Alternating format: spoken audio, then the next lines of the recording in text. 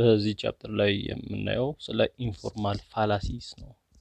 ፋላሲስ ማለት የተሳሳተ ሐሳብ ማለት ነው ቀጥታ ትርጉሙ። ኢንፎርማል ፋላሲን ከማየት በፊት ፋላሲ ኢን ጀነራል ፋላሲ ምን እንደሆነ እናያለን። the meaning of fallacy የፋላሲ ትርጉሙ ምንድነው? fallacies in a general is a general term that refers to a logical defect or flaw or fault that a certain argument exhibits in its structural arrangement or reasoning process። አሁን ፋላሲ የምንለው እንከን ነው ወይንም የተሳሳተ ሐሳብ እንደማለት ነው።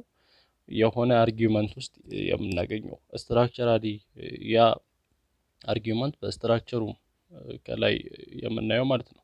በስትራክቸራሉ ሆነ በሪዘኒንግ ፕሮሰስ ማለት ያስቀመጣቸው ምክንያቶች ወይንም የሚያስቀምጣቸው ምክንያቶች ስህተት ሲሆኑ ወይንም እንከን ሲኖርባቸው ነው ፋላሲ የምንለው። or in the content of its statement ወይንም በስቴትመንቱ ውስጥ ባለው ሐሳቦች ውስጥ ምን ሲኖር ችግር ሲኖር ወይንም እንከን ሲኖርባቸው ስህተት ሲኖርባቸው ነው። እንደ ፕሪሚስ ወይንም እንደ ኮንክሉዥን የተጠቀምነው ሊሆኑ ይችላሉ እነዛ ስቴትመንቶች።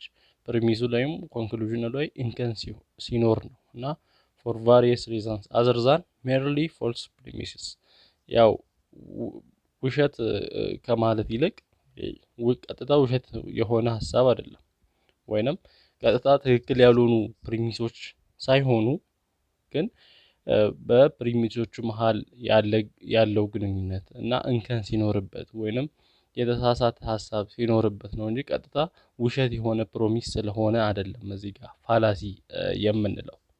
እና in general it is a violation of standard argumentative rules or criteria። በአጠቃላይ ይሄ ፋላሲ ማለት ህጎች አሉ እነዛን ህጎች ያልተከተለ ሲሆን ወይንም ክራይቴሪያ መሟላት ያለባቸውን ክራይቴሪያዎች ያላሟላ ከሆነ ያ አርጊውመንት ወይንም ያ ሐሳብ ያላሟላ ከሆነ ፋላሲ እንላለን። ፎልስ ሜርሊ ፎልስ ከማለት ይልቅ ወይንም ትክክል ያልሆነ ውሸት የሆነ ፕሪሚሶች ወይንም ምክንያቶች ከማለት ይልቅ እንከን ያለባቸው ብንል ይቀላል ፋላሲ የምንለው። there are 4 criteria of a good argument የሆነ አርጊውመንት ጉድ ነው ለማለት ወይንም ለጉድ አርጊውመንት 4 ጀነራል ክራይቴሪያዎች አሉ ወይንም 4 ማሟላት ያለበት ነገር አለ የሆነ አርጊውመንት ጉድ አርጊውመንት ለመባል which specifically evaluate the relevance, acceptability, sufficiency, rebutability። እነዚህ አራቱ ሲሟሉ ነው እንግዲህ የሆነ አርጊውመንት ጉድ አርጊውመንት ነው የምንለው። ማን ፕሪሚሱ እነዚህ ነገሮችን ሲያሟላ እና የጉድ አርጊውመንት መስጣት ፕሪሚስ ዛት አር ሪሌቫንት ምንድነው? to the truth of the conclusion ፕሪሚሱ አግባብነት ያለው መሆን አለበት ሪሌቫንት መሆን አለበት ከኮንክሉዥኑ ጋር ምን መሆን አለበት መግባባት አለበት ወይንም አግባብነት ያለው መሆን አለበት። ሌላ አክሴፕቴብል መሆን አለበት to a logical person የሆነ ሎጂካል ፐርሰን ወይንም የሆነ ምክንያታዊ ሰው ሊቀበለው የሚገባ መሆን አለበት እና together constitute sufficient grounds for the truth of the conclusion። እና ፕሪሚሱ ያው ስለ ፕሪሚስ አይደል እያወራን ፕሪሚሱ ምን ማስቀመጥ አለበት በቂ የሆኑ ነገሮችን ማስቀመጥ አለበት ወደ ኮንክሉዥን ወይንም ኮንክሉዥኑ ትክክል መሆኑን ለማረጋገጥ sufficient ground ማስቀመጥ አለበት። sufficient ያልነው and anticipate and provide an effective rebuttal to all reasonable challenges to the argument or to the position supported by it። ኢፌክቲቭ የሆነ በቂ የሆነ ኔጌቲቭ ሐሳብ ሊኖረው ይገባል። ያ ፕሪሚሱ ያው rebuttal ማለት ኔጌቲቭ ሐሳብ ወይንም ኮንትራሪ ሐሳብ ማለት ነው። በቂ የሆነ ኮንትራሪ ሐሳብ ሊኖረው ይገባል። a premise is relevant የምንለው ፕሪሚስ ምን ሲሆን if its acceptance provides some reason to believe, counts in favor of or makes difference to the truth or falsity of conclusion ምን ሲያደርግ ነው ያንን ምክንያት ወይንም ያንን ኮንክሉዥን ውጤቱን ለማመን ምክንያት ሲያስቀምጥ ወይንም ለማመን ሲያደርግ እንድናምን ሲያደርገን ያንን ኮንክሉዥን እና የዛን ኮንክሉዥን እውነታ ወይንም ሐሰትነት እንድናረጋግጥ ሲያደርግልን ይሄ አግባብነት ያለው ፕሪሚስ እንላለን ወይንም ሪሌቫንት ፕሪሚስ በማለት እንጠራለን። ካልሆነ otherwise it is irrelevant እንላለን። ኮንክሉዥንን እንድናምን ምክንያት የማይሰጠን ከሆነ እና ኮንክሉዥኑን እውነትነቱን ወይንም ሐሰትነቱን የማያረጋግጥልን ከሆነ ያ ፕሪሚስ ኢሬሌቫንት ነው የሚሆነው። እና የፕሪሚስ ኢዝ አክሴፕቴብል የሚባለው ደግሞ if it is a reason that the skeptic is likely to accept or that a rational person is out to accept or agreed on የሆነ ራሽናል ፐርሰን የሆነ ምክንያታዊ የሆነ ሰው ያንን ነገር የሚቀበለው መሆን አለበት ወይንም የሚስማማበት መሆን አለበት። አክሴፕቴብል ነው ተቀባይነት አለው ለማለት ካልሆነ ግን አክሴፕቴብል አይሆንም። however an argument may not be good even though its premises may be relevant and acceptable አንዳንድ ጊዜ ፕሪሚሱ ሪሌቫንትም አክሴፕቴብልም ሆኖ ነገር ግን ጉድ ላይሆን ይችላል። አሁን የጉድ አርጊመንትን ክራይቴሪያዎች ነው እዚህ ጋር እያየን ያለ ነው እና 4 ዋና ክራይቴሪያዎች እንዳሉ ነው።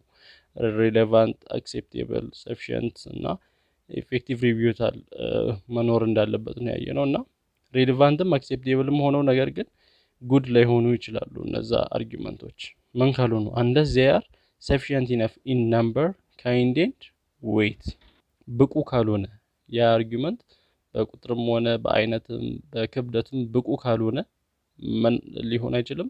ጉድ አርጊመንት ሊሆን አይችልም ማለት ነው።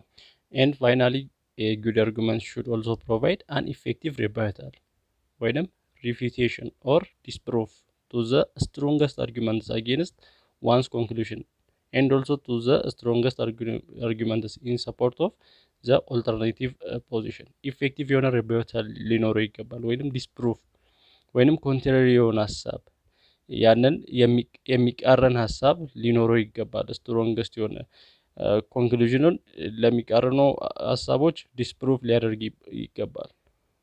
ያንን ለኮንክሉዥኑ ተቃራኒ የሆኑ contrary የሆኑ ሐሳቦችን ዲስፕሩፍ ሊያደርግ ይገባል። ያ ነው ኢፌክቲቭ ሪቢዩታል የሚባለው።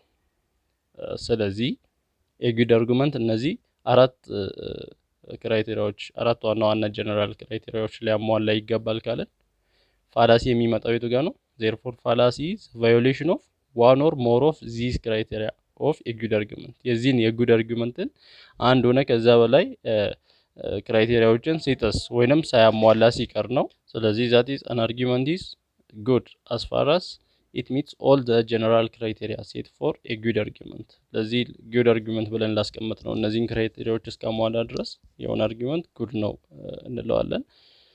እነዛን ካላሟላ ደግሞ ፋላሲ ያለው እንላለን። እነዛን ካሟላ ኖ ፋላሲ የለበትም ወይንም መንከን የለበትም በማለት ልንጠራው እንችላለን የሆነን አርጊመንት እና it however becomes bad if it violates any of them ከነዚህ ከአራቱ አንደኞችን ከጣሰ ባድ አርጊመንት ነው የሚሆነው። ስለዚህ ፋላሺየስ ይሆናል፣ እንከን ያለበት አርጊመንት ይሆናል። and fallacies can be committed in many ways በተለያዩ መንገዶች ሊያጋጥሙ ይችላሉ እንከኖች but usually it involves either a mistake in reasoning or the creation of some illusion that makes a bad argument appear good or both ብዙ ጊዜ አሁን ሪዘኒንግ ላይ ነው። በሪዘኒንግ ላይ ስህተት መኖር ወይንም የሆነ ነገር ምክንያቶችን ሲያስቀምጥ ስህተት መኖር ሚስቴክ ሲኖር ነው እና አንዳንድ ጊዜ ደግሞ ኢሉዥን ይፈጥራል። ባድ አርጊመንት ጉድ እንዲመስል ትክክለኛ አርጊመንት የሚመስል ሆኖ ይሳልብላል ወይንም ኢሉዥን ይፈጠራል ማለት ነው። የሚመስል ነገር ይኖረዋል እና በእነዚህ ምክንያቶች ፋላሲ ሊፈጠር ይችላል እና they often committed because of the problem in the reasoning process ግን በዋናነት ፋላሲ የሚፈጠረው ወይንም ይሄ ችግር የሚፈጠረው በሪዘኒንግ ፕሮሰሱ ላይ ነው። በሚያስቀምጧቸው ምክንያቶች ትክክል ያልሆኑ ምክንያቶችን በሚያስቀምጡበት ጊዜ or the form of the argument ወይንም በአርጊመንቱ ፎርም ምን አይነት አርጊመንት ነው ፎርሙሌት የሆነው ወይንም የተሰራው or defects in the content of statements used as premise or conclusion እንደ ፕሪሚስ ወይንም እንደ ኮንክሉዥን በተጠቀምነው ስቴትመንቶች ላይ ችግር ሲኖርባቸው ነው ፋላሲ የሚፈጠረው እና for that matter both deductive and inductive arguments may contain fallacies ስለዚህ ዲዳክቲቭ የምንለው ኢንዳክቲቭ የምንላቸው አርጊመንቶች ያው ዲዳክቲቭ ማለት ከጀነራል ወደ ስፔሲፊክ ስንሄድ ነው ኢንዳክቲቭ ደግሞ ከስፔሲፊክ ወደ ጀነራል የሚሄድ የአርጊውመንት አይነት ነው። ስለዚህ በዲዳክቲቭም በኢንዳክቲቭም አርጊውመንቶች ላይ ፋላሲ ሊያጋጥም ይችላል። ኢፍ ዜ ዱ ዜ አር አይዘር አንሳውንድ ኦር አንኮንጀንት። ስለዚህ ፋላሲ ካለ ምን እንላለን? አንሳውንድ ወይንም አንኮንጀንት እንላለን። ዲፔንዲንግ ኦን ዘ ካይንድ ኦፍ አርጊውመንት፣ አርጊውመንቱ ላይ ዲፔንድ ሆነን የአርጊውመንቱ አይነት ላይ ዲፔንድ ሆነን። ኮንቨርስሊ ኢፍ አን አርጊውመንት is unsound or uncongent, it has one or more false premises or it contains a fallacy or both። የሆነ አርጊውመንት አንሳውንድ ነው ካልን ወይንም አንኮንጀንት ነው ካልን ምን አለ ማለት ነው? አንድ ወይንም ከዛ በላይ የሆኑ ፎልስ ፕሪሚሶች አሉ። ያው ፕሪሚስ አለው የሆነ አርጊውመንት። ፕሪሚሱ ምናልባት ፕሪሚሶቹ ፎልስ ከሆኑ ወይንም ፋላሲ ካለባቸው ወይንም ሁለቱም ስህተት ካለባቸው አንሳውንድ እንላለን ወይንም አንኮንጀንት እንላለን። ምን ሲሆን ፕሪሚሶቹ የአርጊውመንቱ ፕሪሚሶች አንድ ወይንም ከዛ በላይ ፕሪሚሶቹ ፎልስ ሲሆኑ ስህተት ሲሆኑ አሊያም ፋላሲ ሲኖርበት አርጊውመንቱ ወይንም በሁለቱም ኬዝ በቦስ ኬዝ የሆነን አርጊውመንት አንሳውንድ ወይንም አንኮንጀንት እንለዋለን። ታይፕስ ኦፍ ፋላሲስ፣ አሁን የፋላሲ አይነቶችን ነው የምናየው። ፋላሲስ አር ዩዥዋሊ ዲቫይድድ ኢንቱ ቱ ግሩፕስ ፎርማል ኤንድ ኢንፎርማል። በሁለት ይመደባሉ ፋላሲ ወይንም እንከን ፎርማል እና ኢንፎርማል በመባል ዲፔንዲንግ ኦን ዘ ካይንድ ኦፍ ፕሮብሌምስ ኦር ዲፌክትስ ዜ ኮንቴን እና ባላቸው ፕሮብሌም ወይንም ውስጣቸው ባለው ችግር ምክንያት በእነዚህ በሁለቱ እንከፍላቸዋለን ማለት ነው ፋላሲ። አርጊውመንትስ ሜይ ኮሚት አይዘር ፎርማል ኦር ኢንፎርማል ፋላሲ። A fallacy committed due to structural defect of argument is known as formal fallacy። ፎርማል ፋላሲ የምንለው structural defect የአርጊውመንቱ ስትራክቸር ወይንም ቅርጹን ከላይ ያለውን ስትራክቸር እያየን ስትራክቸሩ ስህተት ሲኖርበት ወይንም ትክክል ሳይሆን ሲቀር ያ ፎርማል ፋላሲ እንላለን። እና because of the problem that causes the miss a structural defect, formal fallacies may be identified through mere inspection። አያችዋ አሁን ፎርማል ፋላሲ የተፈጠረው ምንድነው? ስትራክቸራል ዲፌክት ምክንያት ነው ወይንም እዛ የአርጊውመንቱ ስትራክቸሩ ላይ ችግር ስላለ ቅርጹ ላይ ችግር ስላለ ነው። ስለዚህ ስትራክቸሩ ላይ ችግር እስካለ ድረስ ፎርማል ፋላሲ እንዴት ልንለየው እንችላለን?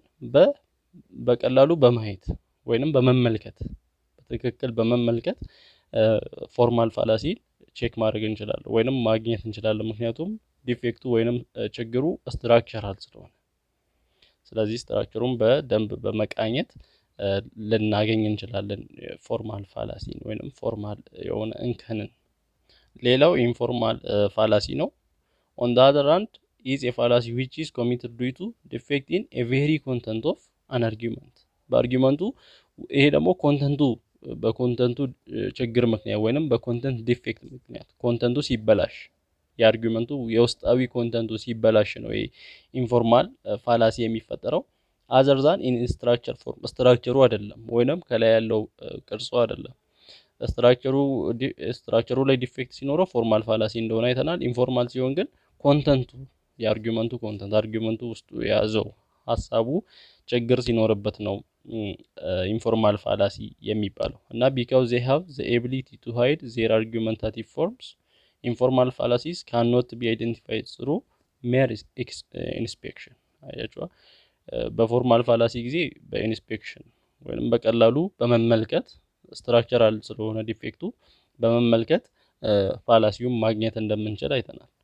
ኢንፎርማል ፋላሲ ግን ስትራክቸራል ስላልሆነ ያ ማለት የተደበቀ ይሆናል ማለት ነው። ወይንም ኮንተንቱ ውስጥ ስለሆነ ውስጣዊ ስለሆነ የመደበቅ እንትን አለው አርጊውመንቱ ችግሩ ዲፌክቱ። ስለዛ በኢንስፔክሽን ወይንም በመመልከት ብቻ አይደንቲፋይ ማድረግ አንችልም፣ መለየት አንችልም ኢንፎርማል ፋላሲዎች። ስለዚህ ምን ያስፈልጋል? ዲቴይል የሆነ አናላይሲስ ትንተና ያስፈልጋል፣ መገምገም ያስፈልጋል፣ በዲቴይል በስፋት በጥልቀት ማየት ያስፈልጋል ያንን አርጊውመንት ኢንፎርማል ፋላሲዎችን ለማግኘት። ፎርማል ፋላሲስ አር ፋውንድ ኦንሊ ኢን ዲዳክቲቭ አርጊውመንትስ ዛት ሃቭ አይደንቲፋይብል ፎርምስ። ፎርማል ፋላሲዎችን ብዙ ጊዜ የምናገኘው በዲዳክቲቭ አርጊውመንቶች ውስጥ ብቻ ነው። ዲዳክቲቭ አርጊውመንት ማለት ከጀነራል ሀሳብ ወደ ስፔሲፊክ ሀሳብ የሚሄድ የአርጊውመንት አይነት ነው። ዲዳክቲቭ ሲባል ጠቅለል ካለው ከሰፊው ወደ ነጠላ ሲወርድ ነው። እና እነዚህ ያው ዲዳክቲቭ አርጊውመንት ስንል እንደ ካታጎሪካል ሳይሎጂዝም፣ ዲስጃንክቲቭ ሳይሎጂዝም፣ ሃይፖቴቲካል ሳይሎጂዝምስ። እነዚህ ሳይሎጂዝም ማለት ያው ከአጠቃላይ ወደ ነጠላ የምንወርድበት አተናትን ነው። እና the following categorical syllogism ካታጎሪካል ማለት በካታጎሪ የሆኑ ነገሮችን በካታጎሪያቸው ወይንም በክፍላቸው የሚያስቀምጥ ማለት ነው። ለምሳሌ እዚህ ጋር all tigers are animals ይላል። ከዛ all mammals are animals፣ ከዛ therefore all tigers are mammals። አሁን ምንድነው ይሄ? ካታጎሪካል ነው ይሄ ሳይሎጂዝም ስናየው፣ ወይንም የሆኑ ክፍሎች ውስጥ እየከተተ ነው። ታይገሮችን አኒማል ክፍል ውስጥ እና ማማሎችን እነዚህ በዚህ በካታጎሪ ሲያስቀምጥ ለዛ ነው ካታጎሪካል ሳይሎጂዝም የተባለው። እና ይሄ ፋላሲው ምንድን ነው ስናየው ሁሉም ነብሮች እንስሳቶች ናቸው እያለ ነው። ከዛ ሁሉም አጥቢዎች ደግሞ እንስሳቶች ናቸው። ስለዚህ ሁሉም ነብሮች አጥቢዎች ናቸው እያለ ነው። ሀሳቡን ስናይ ፋላሲ ያለበት ወይንም ችግር አለበት፣ ሲያስቀምጠው ስህተት አለበት። እዚህ ሁሉም ነብሮች እንስሳ ናቸው አለ። ከዛ አጥቢዎች ደግሞ እንስሳ ናቸው። ስለዚህ አጥቢዎች ማለት ነብሮች አጥቢ ሊሆኑ ይችላሉ እያለ ነው። ይሄ ስህተት ነው። ነብሮች እንስሳ ናቸው፣ ትክክል ነው። ግን አጥቢዎች እንስሳ ስለሆኑ ብቻ ነብሮችን አጥቢ ናቸው እንድንል አያስችለንም። እዚህ ጋር ያለን ነብሮች እንስሳ እንደሆኑ ብቻ ነው የተነገረን። ነብሮች እንስሳ ስለሆኑ ብቻ አጥቢ ናቸው ማለት አይደለም ሀሳቡ። ስለዚህ እዚህ ጋር ችግሩ የተፈጠረው የቱ ጋር ነው? ስትራክቸሩ ላይ ነው።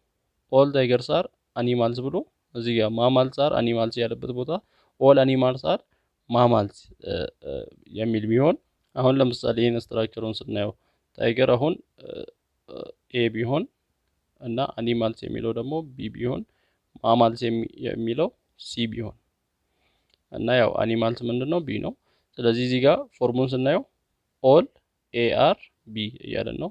ኦል ኤ አር ቢ ኤንድ ማማልስ ምንድነው? ሲ ነው። ኦል ሲ አር ቢ ዘን ኦል ኤ አር ሲ። ያው ታይገር ኤ ነው፣ ማማልስ ደግሞ ሲ ነው። እንደዚህ እያለን ነው። አሁን ስትራክቸሩን ስናየው እንዲህ አልነበረም መሆን የነበረበት። ኦል ኤ አር ቢ ከሆነ ኦል ቢ አር ሲ እንልና ከዛ ኮንክሉዥን ላይ ዘን ኦል ኤ አር ሲ ማለት እንችላለን። ኤቢ ቢሲ ዘን ኤሲ ነው መሆን ያለበት ስትራክቸሩን ስናየው። ስትራክቸሩም ተበላሽቷል። እዚህ ጋር ስናየው ኦል ኤ አር ቢ ኦል ሲ አር ቢ እያለ ነው። ስለዚህ ስትራክቸሩ ተበላሽቷል። ትክክለኛ ስትራክቸሩ ይሄ ነበር መሆን ያለበት። ስለዚህ እዚህ ጋር የሲ እና የቢ ቦታ መቀየር አለበት። ስለዚህ ስትራክቸሩ የተበላሸ ስለሆነ ፎርማል ፋላሲ ይሆናል። ነገር ግን አሁን የሲ እና የቢን ቦታ ብንቀያየረው፣ ያ ማለት የቢ እና የሲ ቦታ ይቀያየር ሲባል ኦል ማማልስ አር አኒማልስ የሚለው ወደ ምን ይቀየር? ኦል አኒማልስ አር ማማልስ ወደሚለው ይቀየር እያልን ነው። በዚህ ጊዜ ደግሞ ያ ማለት ኦል ማማልስ አር አኒማልስ የሚለው ወደ ምን ይቀየር እያልን ነው? ኦል ሲ አር ቢ ሳይሆን ኦል ቢ አር ሲ ይሁን እያልን ነው። ስለዚህ ስትራክቸሩን ስናስተካክለው ኦል አኒማልስ አር ማማልስ የሚለው ይሆናል። ከዛ ስትራክቸሩን አስተካክለን ስናየው ደግሞ ስለዚህ አሁን ስናየው ፕሪሚሶቹ ምንድናቸው? ኦል ታይገርስ አር አኒማልስ፣ ሁሉም ነብሮች እንስሳ ናቸው። እሺ ዘን ኦል አኒማልስ አር ማማልስ፣ ሁሉም አኒማሎች ደግሞ ጦጣ አጥቢዎች ናቸው ያለን ነው። ስለዚህ እዚህ ጋር ምን ይመጣል? ስህተት ይመጣል። ምንድነው? ሁሉም አኒማሎች ጦጣ አጥቢ አይደሉም። ጦጣ አጥቢ ያልሆኑም አሉ። ጦጣ አጥቢ ብቻ አይደሉም ሁሉም አኒማሎች። ስለዚህ ስትራክቸሩን ስናስተካክለው ደግሞ እዚህ ጋር የሀሳብ ትክክል አለመሆን ይመጣል፣ ወይንም አንሳውንድ ይሆናል ማለት ነው። ሲጀመር ይሄኛው ዋናው ሀሳብ ራሱ ምንድነው? ኢንቫሊድ ነው። ምክንያቱም ስትራክቸሩ ትክክል ስላልሆነ፣ ስትራክቸሩን ስናስተካክል ደግሞ አንሳውንድ ይሆናል ማለት ነው፣ ወይም ትክክለኛ ያልሆነ ሀሳብ ይመጣል። ነገር ግን ይሄ ሀሳብ ትክክለኛ እንዲሆን ከፈለገን ሪራይት ማድረግ አለብን ማለት ነው። ሪራይት እናደርግ ኦል ታይገርስ አር አኒማልስ ሳይሆን ኦል ታይገርስ አር ማማልስ ዘን ኦል ማማልስ አር አኒማልስ ዜርፎር ኦል ታይገርስ አር ምን ይሆናል? አኒማልስ ብንለው ይሄ ትክክል ይመጣል። ተመልከቱ። ኦል ታይገርስ አር ማማልስ፣ ኦል ማማልስ አር አኒማልስ። ስለዚህ ኦል ታይገርስ ምን ይሆናሉ? አኒማልስ ይሆናሉ። ይሄ ነው ትክክለኛው አገላለጽ የሚሆነው። ስለዚህ እዚህ ጋር የምናየው ፋላሲ ያለበት ምንድነው? ፎርማል ፋላሲ መሆኑን የምናውቀው ኢንስፔክት አድርገን ስትራክቸሩን አይተን ማወቅ የምንችለው ነው። ስትራክቸሩን ስናይ ይሄን አይነት ስትራክቸር ነው የያዘው። ኢፍ ኦል ኤአር ቢ ኦል ሲአር ቢ ነው የሚለው። ስለዚህ ኦል ኤአር ቢ ካለ ኦል ቢአር ሲ ነው መሆን ያለበት። ከዛ ኦል ኤአር ሲ ነው መሆን ያለበት። ስትራክቸሩ ይሄ ነው መሆን ያለበት። ነገር ግን እዚህ ጋር ስትራክቸሩም ትክክል አይደለም። ስለዚህ ፎርማል ፋላሲ ነው የሚሆነው። ስትራክቸሩን ስናስተካክለውም አንሳውንድ የሆነ አርጊውመንት ነው የሚሰጠን። ስለዚህ ሳውንድ እንዲያደርግ ሪራይት አድርገን መጻፍ አለብን ማለት ነው። እና ሂር ኢዝ አን ኤግዛምፕል ኦፍ ፎርማል ፋላሲ ዛት ኦከርስ ኢን ሃይፖቴቲካል ሳይሎጂዝም። በሃይፖቴቲካል ሳይሎጂዝም ደግሞ የሚፈጠረውን ፎርማል ፋላሲ እናያለን። እዚህ ጋር በካቴጎሪካል ሳይሎጂዝም የተፈጠረን ፎርማል ፋላሲ ነበር ያየነው። እሺ እዚህ ጋር ስናየው ኢፍ ኤፕስ አር ኢንተሊጀንት ዘን ኤፕስ ካን ሶልቭ ፐዝልስ።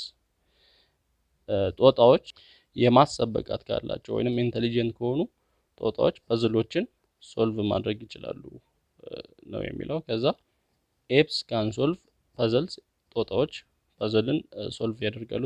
ዜርፎር ኤፕስ አር ኢንተሊጀንት፣ ስለዚህ ጦጣዎች ማሰብ ይችላሉ እያለን ነው።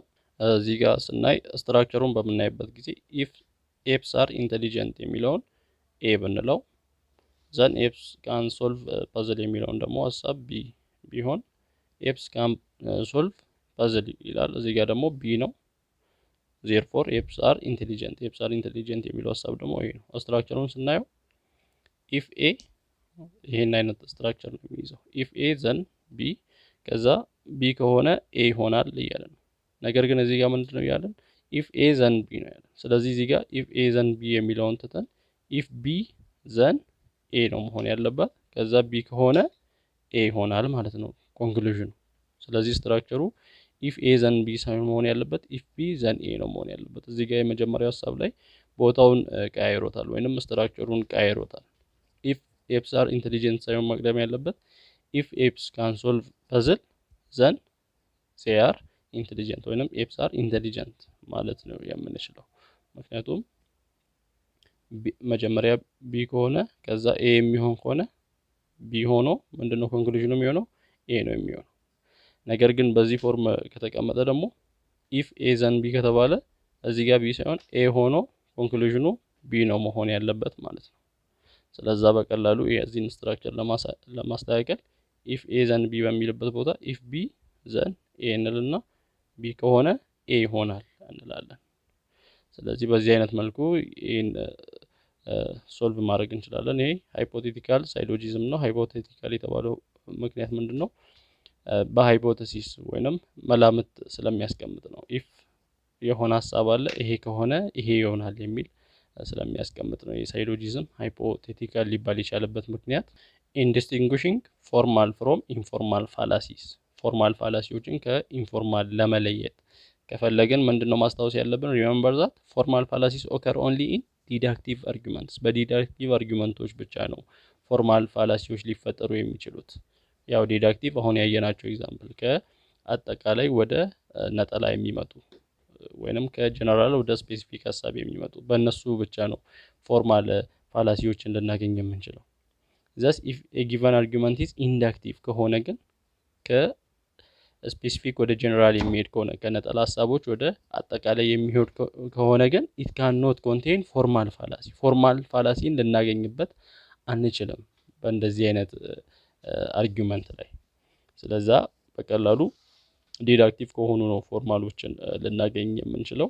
ስለዚህ ኦልሶ ኪፕ አን አይ አውት ፎር ስታንዳርድ ዲዳክቲቭ አርጊመንትስ ፎርምስ ሰች አስ፣ ያው ዲዳክቲቭ አርጊመንቶች ላይ ካቴጎሪካል አሁን እንዳየነው እና ሃይፖቴቲካል በሆኑ ሳይሎጂዝሞች ላይ ትኩረት ማድረግ ያለብን ወይንም በደንብ ልናጤናቸው ይገባል።